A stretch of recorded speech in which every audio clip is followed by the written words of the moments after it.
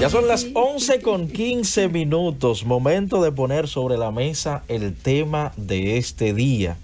Dirán las personas que nos ven a través de ZTV y el invitado. Sí, tenemos una invitada muy especial. Así es. Se le había solicitado este tema. De hecho, ella, por razones ya personales, había estado ausente en unos cuantos programas, pero para venir con nuevos...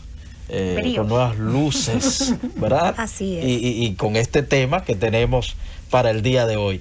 Doctora Jocelyn, de usted entrada y presentación. El tema de esta mañana es bastante interesante, se ha solicitado, hemos recibido varias llamadas.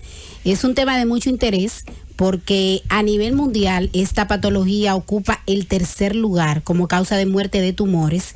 A nivel de las Américas ocupa el cuarto lugar y cada año se afectan 240,000 personas y de estos fallecen 96,000. Y vamos a hablar en esta mañana. Repita esos dígitos nueva vez, pero un poquito más despacio. Ok, Roberto. ¿Se infectan cuántos? 240,000 a nivel de las Américas y de estos fallecen 96,000 cada año. Wow. Tenemos a la experta que va a tratar este tema y nos va a ampliar un poco más, y es nuestra querida doctora Mirna Fon Frías, quien es parte del equipo de esta receta médica de la Z, quien es gastroenteróloga colposcopista y está con nosotros para hablarnos un poquito. Endoscopista, que usted es ginecólogo. Ay, sí, es verdad. Sí. Cuidado. No, yo me identifico mucho, como soy obstetra, es endoscopista. Entonces está aquí con nosotros la doctora Mirna Fon Frías, quien va a tratar este excelente tema, la doctora. Bueno, muy buenos días a nuestro pueblo dominicano, buenos días a ustedes, nuestros amigos Radio Escucha. Muy feliz y muy contenta de nosotros en esta mañana poder traerle un tema de mucha preocupación a nivel mundial, porque es una de las patologías o una de las enfermedades que causa mayor letalidad o muerte en los países, ¿no? Y que es una preocupación para todos los sistemas de salud, sobre todo.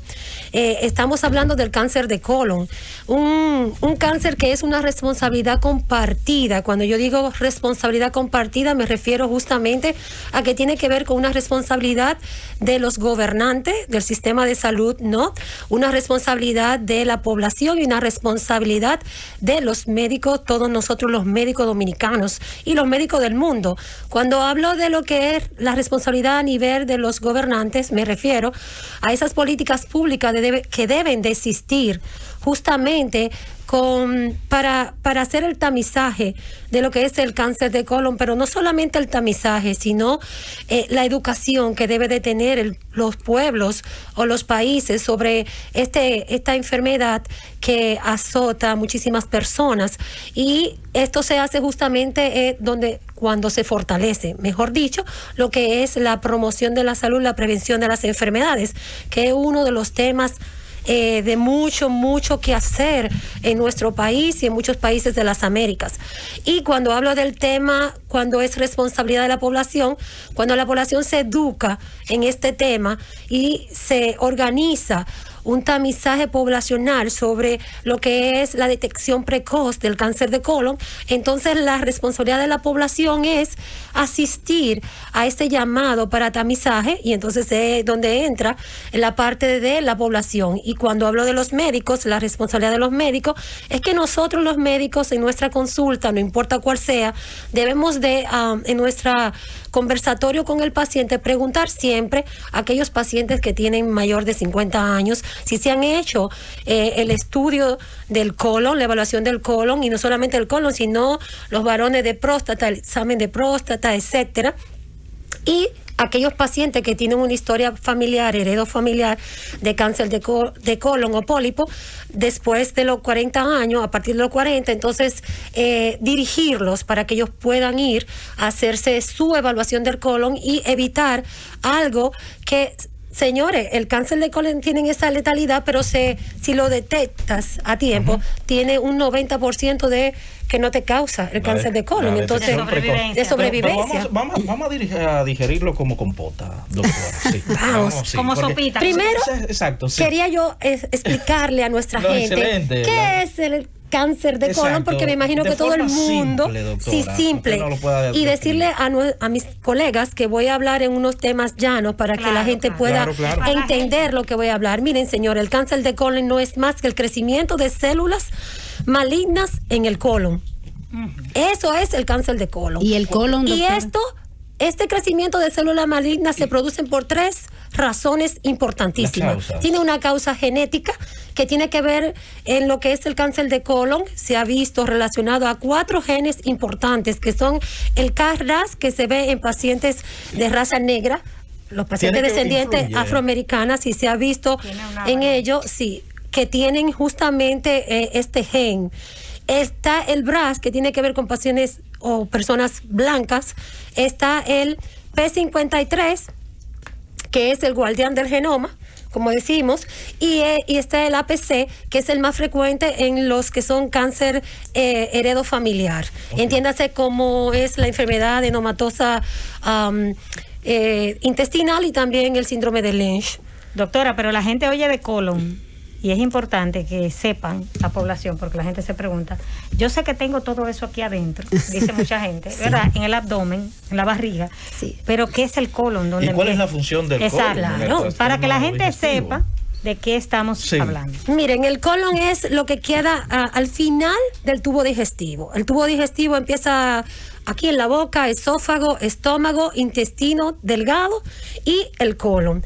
El colon... El intestino grueso. El intestino grueso mide de 1 a 2 centímetros y justamente la función del colon es preparar todo eso que nos comemos, lo que el cuerpo ya no va a aprovechar, se desecha a través de la materia fecal, y entonces él es el encargado de hacer toda esta materia fecal junto con lo que es la microbiota que tenemos ahí, que hoy día ha hecho mucho que hablar y que voy a comentar un poquito más adelante. Mire, para que haya cáncer de colon tiene que haber una tumoración. Esta tumoración puede existir en cualquier parte del tubo digestivo, pero es más frecuente en el colon.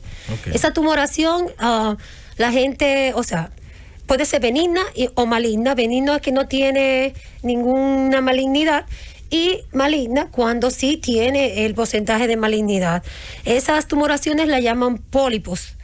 Los pólipos son tumoraciones que se encuentran en cualquier parte del tubo digestivo, y estos pólipos se clasifican en 3: los amartomas, los pólipos que son hiperplásticos y los adenomatosos.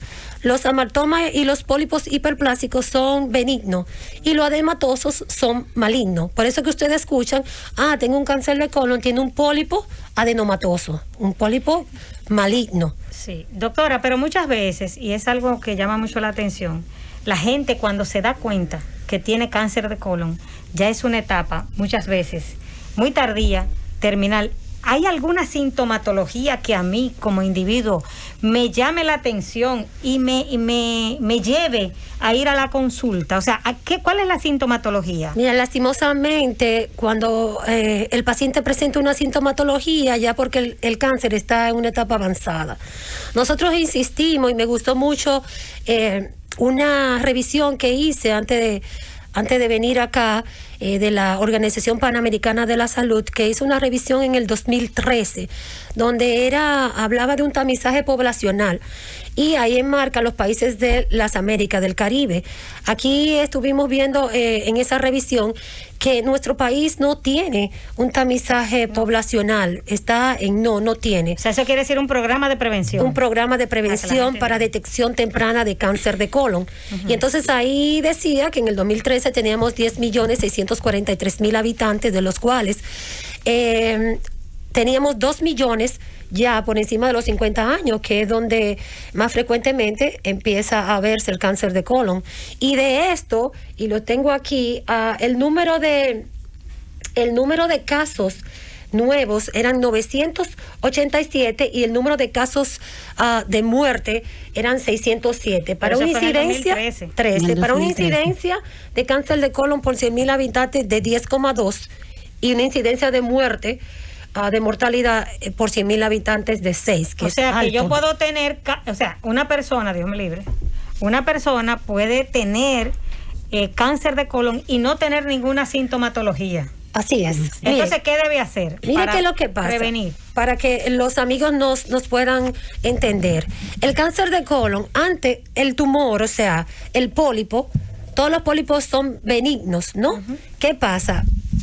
Este pólipo benigno se convierte en maligno y ese tiempo de convertirse en benigno a maligno tarda de 10 a 15 años. Que es justamente donde nosotros, los gastroenterólogos, insistimos mucho en nosotros evaluar el colon de las personas, todo el que cumple 50 años hacia adelante, si no tiene un antecedente heredofamiliar, de evaluarle su colon porque queremos encontrar esos pólipos en la etapa benigna. Nosotros a nivel endoscópico los retiramos y le ahorramos un cáncer de colon al paciente.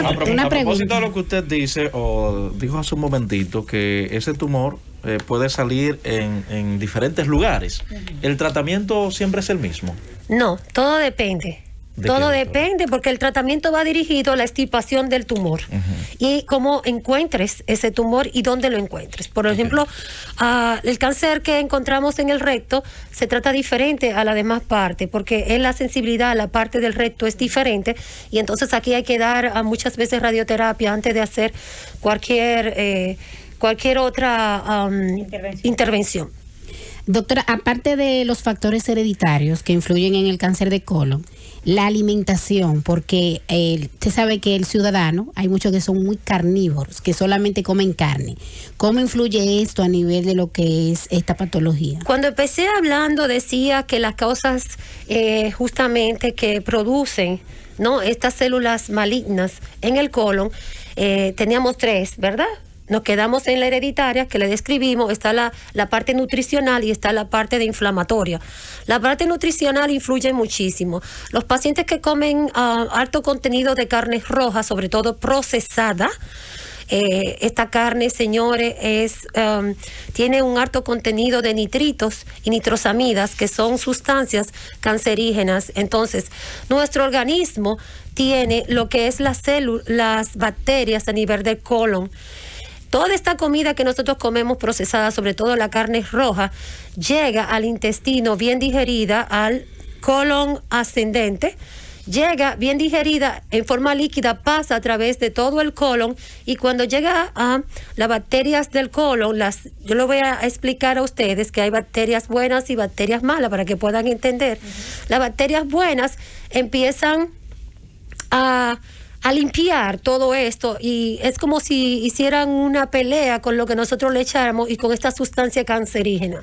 Llega un momento en que ellas se cansan, o sea, y empiezan a mutar. Entiéndase por mutación, un cambio o modificación en el ADN de la célula. El ADN de la célula o ácido desoxirribonucleico es justamente un ácido nucleico que contiene toda la información genética que nosotros tenemos hereditaria. Entonces, cuando empieza a mutar, aquí empiezan las células a multiplicarse de una manera bien veloz y bien rápido que interfiere entonces lo que es el nacimiento de las células y lo que es